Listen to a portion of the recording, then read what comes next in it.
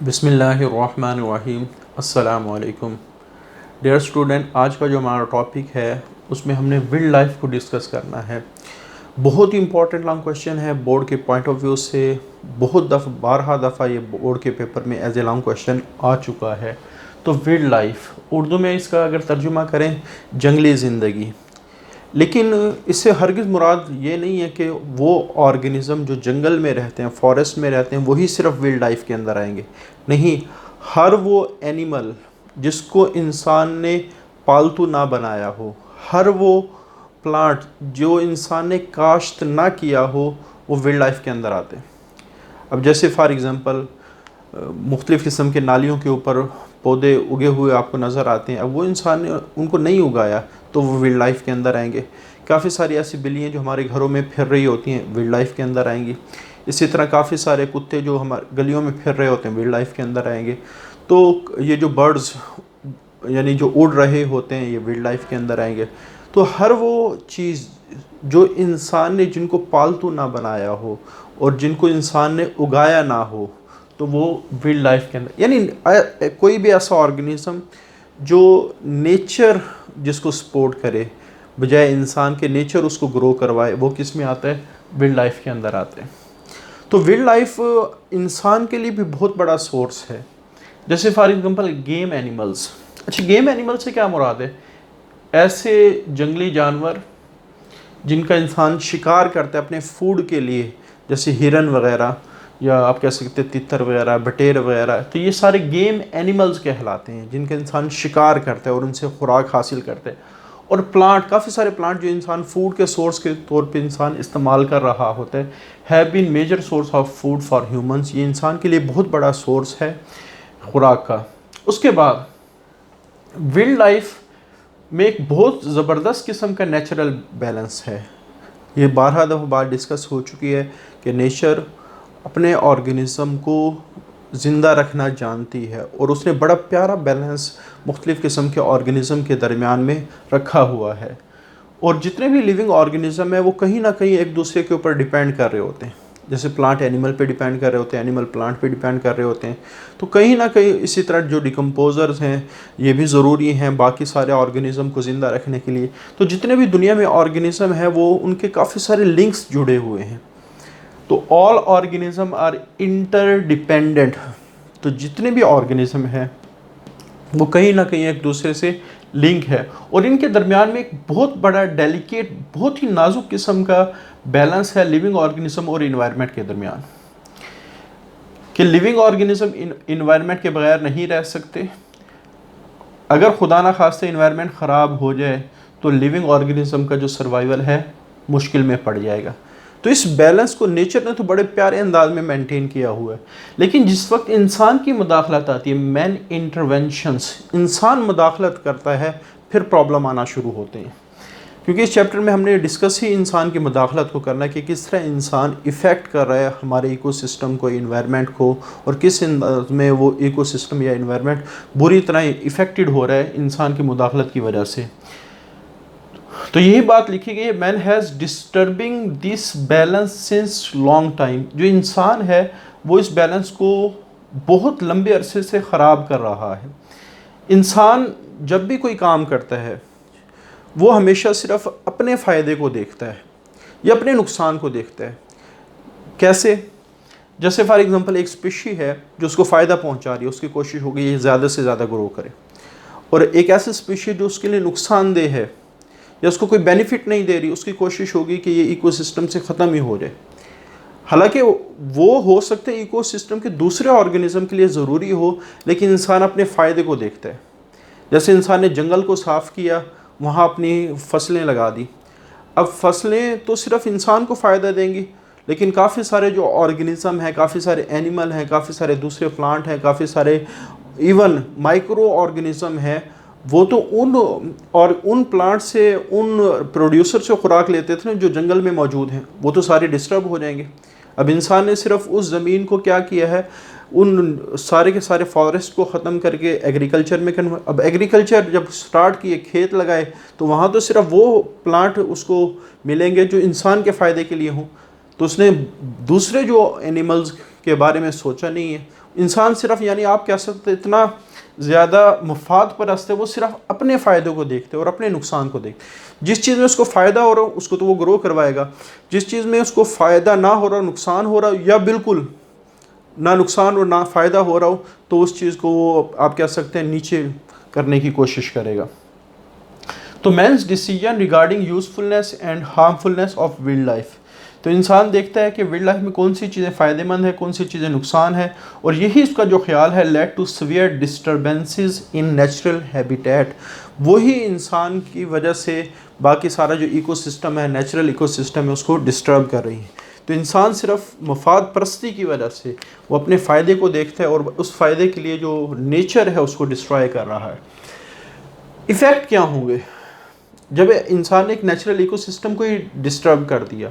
तो उस इकोसिस्टम में रहने वाले जितने भी ऑर्गेनिज़म हैं, अगर उनकी रिक्वायरमेंट पूरी ना हुई, जैसे मैंने अभी डिस्कस किया कि अगर इंसान ने फॉरेस्ट को एग्रीकल्चर में कन्वर्ट कर दिया तो काफ़ी सारे ऐसे प्लांट हैं जो दूसरे ऑर्गेनिज़म का सोर्स बनने थे, वो सारे ख़त्म हो गए, तो वो ऑर्गेनिज़म भी ऑटोमेटिकली क्या हो जाएंगे, ख़त्म हो जाएंगे।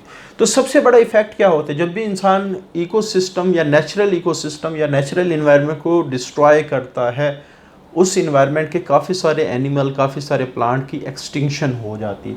Many animal and plant have become extinct. अगर एक्सटिंक्शन ना भी हो, वो दुनिया से ख़त्म ना भी हो, ठीक है, तो वो इंडेंजर्ड हो जाते हैं। इंडेंजर्ड से क्या मुराद है कि वो ऑर्गेनिज्म जिनकी तादाद इतनी हद तक रिड्यूस हो गई, कम हो गई है, as to be verge of extinction के, वो ख़त्म होने के किनारे पर हैं, तो ऐसे ऑर्गेनिज्म को हम कहते हैं इंडेंजर्ड स्पीशीज़। और आज की तारीख में थाउजेंड्स ऑफ इंडेंजर्ड स्पीशीज इस वक्त दुनिया के अंदर मौजूद हैं। एक चीज़ आपने नोट करनी है, वो क्या है कि अगर वाइल्ड लाइफ को वैसे ही छोड़ दिया जाए, नेचर के हवाले कर दिया जाए, तो नेचर बड़े प्यारे अंदाज में उसको मेंटेन कर सकती है, क्योंकि वाइल्ड लाइफ एक रिन्यूएबल रिसोर्स है। लेकिन जब इंसान मुदाखलत करता है और उस मुदाखलत की वजह से फिर ये वाइल्ड लाइफ ख़तरे में पड़ सकती है। यानी नेचर में ऐसे साइकिल्स मौजूद हैं जो वाइल्ड लाइफ को रिन्यू कर रहे हैं। एक जगह जंगल ख़त्म हो गया तो ऑटोमेटिकली ऐसा प्रोसेस होगा कि वहाँ दोबारा फॉरेस्ट बन सकता है। अब आप देखें, एक जंगल को ना इंसान पानी देता है, ना उसमें खादें डालता है, लेकिन बेतहाशा वहाँ प्लांट्स ही प्लांट्स मौजूद हैं। अब एक छोटा सा खेत है, वहाँ एक गंदम का खेत ही लगा लें, उन प्लांट को ज़िंदा रखने के लिए इंसान को कितने पापड़ बेलना पड़ते हैं। लेकिन एक जो लाखों किलोमीटर, हज़ारों किलोमीटर में फैला हुआ जंगल है, नेचर ने उसको बड़े खूबसूरत अंदाज में मेंटेन किया हुआ है। ठीक है, तो वाइल्ड लाइफ अगर उसको नेचर के हवाले कर दिया जाए तो ये रिन्यूएबल रिसोर्सेज है, but it can be non renewable. लेकिन ये नॉन रिन्यूएबल बन सकती है in case of extreme condition of human intervention. जब इंसान बहुत ज़्यादा मुदाखलत पे आ जाता है एनवायरनमेंट के अंदर, फिर ये नॉन रिन्यूएबल बन सकती है और आहिस्ता आहिस्ता जो जंगली जानवर है, जंगली प्लांट है, वो आहिस्ता आहिस्ता ख़त्म होना शुरू हो जाएगा। प्रिवेंटिव मेजर, अगर कोई स्पीशी इंडेंजर्ड बढ़ गई है तो उसको किस तरह बचाया जा सकता है। जैसे फॉर एग्जांपल अगर कोई फ़िश, किसी फ़िश की कोई टाइप इंडेंजर्ड हो गई है, तो हम क्या कर सकते हैं, ऐसे पानी के ज़खायर जहाँ इंडेंजर्ड फ़िशेस मौजूद हैं, तो ऑटोमेटिकली वहाँ एक बहुत बड़ा काम किया जा सकता है कि लोगों पर पाबंदी लगाई जा सकती है कि वहाँ फ़िशिंग ना करें, मछलियों को ना पकड़ें, तो ऑटोमेटिकली उनको बचाया जा सकता है। तो water reserves where fishing is prohibited, कि ऐसे पानी के ज़खायर लाजमी एस्टेब्लिश करने चाहिए जहाँ मछलियाँ ना पकड़ी जाएँ, प्रोहिबिटेड मना कर दिया जाए कि वहाँ मछली नहीं पकड़नी, have been set to protect marine life. इस तरह हम जो समुद्री ज़िंदगी है उसकी हिफाजत कर सकते हैं। और दुनिया में काफ़ी सारे जोन ऐसे हैं, काफ़ी सारे समंदर ऐसे हैं जिनके पानियों के अंदर शिकार करना मना है। इसी तरह रेयर स्पीशी, और वो स्पीशीज जो बहुत कम हो गई हैं उनको फिर जू में रखा जाए, क्योंकि अगर उनको नेचर में भी छोड़ दिया जाए तो इंसान उनको अगर ख़त्म नहीं करता, हो सकता है दूसरा ऑर्गेनिज्म कोई आके उनको ख़त्म कर दे। जैसे एक जंगली हिरन है, सपोज़ मैं कहता हूँ कि वो एक्सटिंक्शन के बिल्कुल करीब है। अब उस इलाके के अंदर इंसान का जो शिकार करना है वो मना हो गया, अब इंसान वहाँ शिकार नहीं कर सकता, लेकिन हो सकता है वहाँ कोई चीता या शेर उसको खा जाए। तो बहरहाल जो रेयर स्पीशी है उसकी प्रोटेक्शन का सबसे बेहतर तरीका ये है कि उनके लिए ज़ू बनाया जाए। जहाँ वो फ्रीली इंटर रिप्रोडक्शन करके अपनी तादाद में इजाफा कर सकें। तो जो रेयर स्पीशीज़ हैं जो इंसान की एक्टिविटीज़ की बनी से, उनको भी हम नेचर पे नहीं छोड़ सकते, क्योंकि नेचर में उसके प्रीडेटर अगर मौजूद हो तो वो वैसे ख़त्म हो जाएंगी। तो इस वजह से इनके लिए अलहदा से ज़ू बनाना वो ज़्यादा बेहतर होगा। अच्छा, उसके बाद जो हमारे पास वाइल्ड लाइफ है, सोर्स ऑफ फूड है और इफ़ेक्ट ऑन फूड चेन। तो चूँकि wild life source of food है, इस वजह से कह सकते हैं wild life is very important in food chain. Without this, अगर ये आप कह सकते हैं ना हो, अगर वाइल्ड लाइफ दुनिया से ख़त्म हो जाए, the food chain will be disturb in such an extent कि दुनिया में फूड चेन इस अंदाज में डिस्टर्ब हो जाएंगी, it become difficult to maintain the balance, कि हम मेंटेन ही बैलेंस को नहीं रख सकते। तो इस वजह से ज़रूरी है वाइल्ड लाइफ का दुनिया के अंदर मौजूद होना। अब वक्त की ज़रूरत क्या है? अच्छा, इंसान जो जो अपने फ़ायदे के लिए, अपने स्टैंडर्ड को बढ़ाने के लिए एक्टिविटीज़ परफॉर्म कर रहा है, तो वो एक्टिविटीज़ इन्वायरमेंट के लिए नुकसानदेह हैं। और हर गुज़रते दिन के बाद जो इन्वायरमेंट के ऊपर इंसानी असरात हैं वो ज़्यादा से ज़्यादा आप कह सकते हैं नुमाया अंदाज में नज़र आना शुरू हो रहे हैं। अगर आज से तकरीबन 50 साल पहले देखें तो इतनी ज़्यादा पॉल्यूशन नहीं थी और इतना ज़्यादा ख़तरा भी महसूस नहीं होता, लेकिन हर गुज़रता दिन इन्वायरमेंट को इतना ख़राब कर रहा है और उस ख़राब होने की वजह से हमें उसके असरात भी नज़र आना शुरू हो गए। तो यही बात लिखी हुई है कि effect of changes in environment, कि इन्वायरमेंट के अंदर जो चेंजेस आ रही हैं ब्रॉट बाई ह्यूमन्स, जो इंसानों की वजह से चेंजेस आ रही हैं, are becoming more and more apparent, वो ज़्यादा से ज़्यादा नुमाया होती जा रही हैं वक्त गुजरने के साथ साथ। He must keep the balance of wild life, उसको चाहिए कि वाइल्ड लाइफ के ऊपर ख़ास तौर पे तवज्जो दे, कि इंसान सिर्फ अपने फ़ायदे को ना देखे, अपने नुकसान को ना देखे, बल्कि नेचर को देखे कि नेचर के लिए क्या चीज़ ज़रूरी है, क्या चीज़ नुकसानदेह है।